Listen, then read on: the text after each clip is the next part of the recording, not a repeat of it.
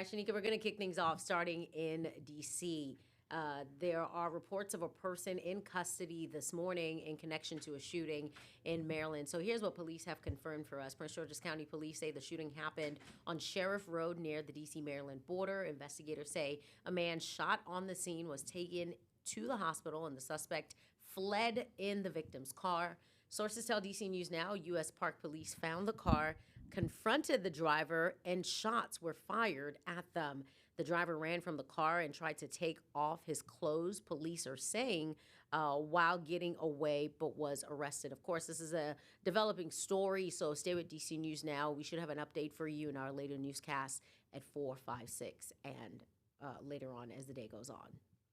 Thank you, Tosin. And the accused White House shooter appeared in court today. Cole Allen is accused of attempting to assassinate President Trump back in April. That's during the first White House Correspondents' Dinner.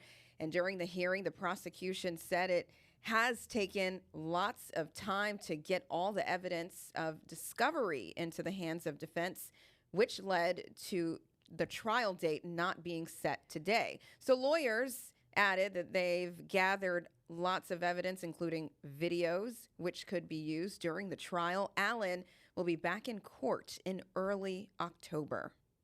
Yeah, no, that's definitely a case a lot of people will be keeping their eye on because it was very unexpected for the Correspondents' Dinner. So that trial definitely will have a lot of eyes to see what happens, especially following an attempt on the president's life. Yeah. And then there were talks about, having a ballroom, because I know President Trump, and I know you've been covering this for quite some time, that, he's talking about safety and saying that, hey, if the White House Correspondents' Dinner was held at a ballroom, the ballroom that he is now talking about and talking about building, maybe there wouldn't have been an issue like this. Yeah, and just so people remember, so people are aware, even though the president has pushed a call for the Correspondents' Dinner to be held at the White House, the dinner itself is not a White House event.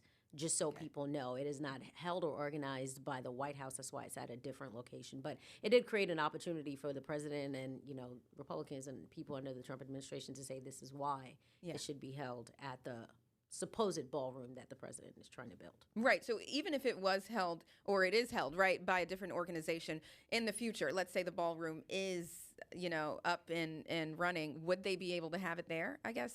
Well, it is a conversation that the White House Correspondents, that association would have to have a conversation about as well. But I'm not aware that it is something that has come up before where it's like, oh, let's hold it at the White House, obviously because there was no big enough ballroom. It's a pretty huge event that has, so many journalists across, it's not a partisan kind of thing. It creates, it's a place for journalists to let loose and let their hair down. So I don't know how likely it is to happen, but, these days you just really never know. You never know. You never know, Tosin. All right. know. Thank you for that. And then happening today, a 12-year-old boy is set to appear in court after being arrested for the shooting death of a teen in Northeast. D.C. police say the boy allegedly shot and killed 13-year-old Ahmad Mims last month on Rosedale Street. The 12-year-old is facing a voluntary manslaughter while armed charge. And they say the 13-year-old was shot at a home before dying on the sidewalk. That's really heartbreaking. Yeah, it is. Also, Fairfax County police say the man accused in the deadly stabbing of a mother near a trail in Great Falls, Virginia, earlier this week is spending his first night behind bars in Maryland. Yeah, we're getting more details about that. Officers say 42-year-old Carmen Pooch's 19-year-old lover and coworker is the suspect in her murder. Federal immigration officials confirm Alexis Campos is from El Salvador, and they say that Campos is here in the United States illegally. The White House obviously commenting on this case. Our Randy Bass has the latest. Fairfax County police say Carmen Pooch's co-worker and lover, Alexis Dios Campos, stabbed her multiple times, poured a water bottle full of gasoline on her, and tried to light her on fire early Monday morning near a trail along Difficult Run in Great Falls, where a runner found her body and called 911. Loving mother of a 3-year-old little girl. No one deserves to be treated the way that our victim was treated, and she was stabbed repeatedly. repeatedly by our 19-year-old killers. Police say 42-year-old Carmen Pooch and the 19-year-old suspect were romantically involved, working together at Bites Cafe in Reston, where police say there's surveillance video of him collecting supplies from around the restaurant, only to use them in her murder hours later. Armed with a fixed blade knife that he took from the restaurant. He also had a pair of latex gloves that he took from the restaurant. He also had a water bottle that he took from the restaurant, all very premeditated. One of their co-workers telling DC News Now she didn't notice anything off about Campos, but police say after he was arrested in Lanham, Maryland this morning, he's now completely confessing to the crime. The motive, still a mystery. The case getting national attention, the White House posting on Instagram about the suspect's status, who they say is in the U.S. illegally. From El Salvador, he crossed into the U.S. in 2024, saying in parts, "This is why President Trump fights to secure our border and deport the worst of the worst who invaded our country under President Biden." And our thanks to Randy Bass. Switching gears, Tosin, the Washington Post reports the Metropolitan Washington Airports Authority approved $15 billion to help fund renovations at Dulles Airport. And the project will add new concourses and underground tunnels, as well as getting rid of the controversial people movers that everyone loves to talk about. Construction is set to start late next year and wrap up in 2039.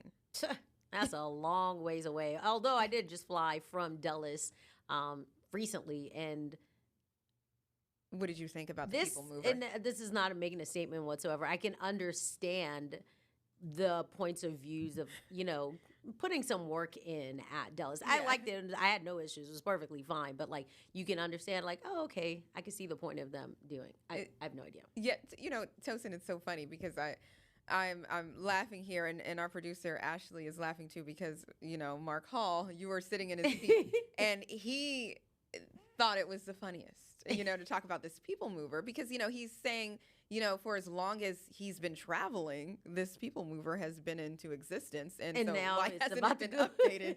So it is time. And so yeah, you're just very nice at how you put it. You put it very nicely.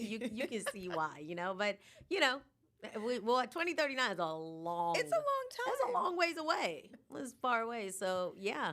And I'm pretty sure a lot of people probably flying back in from places as school is about to start. Dulles may be a busy airport, but school's about to start. And there's some good news for faculties in school. Calling all school workers in Maryland and Virginia. Mr. Wash Car Wash is offering free car washes to faculty today and Friday. There are several locations in Northern Virginia and Maryland, and staff will just have to present a valid school ID to get a free wash. So you can find a location.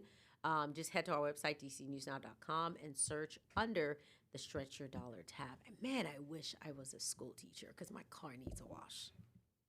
Do you know how much patience you might need to be in the line?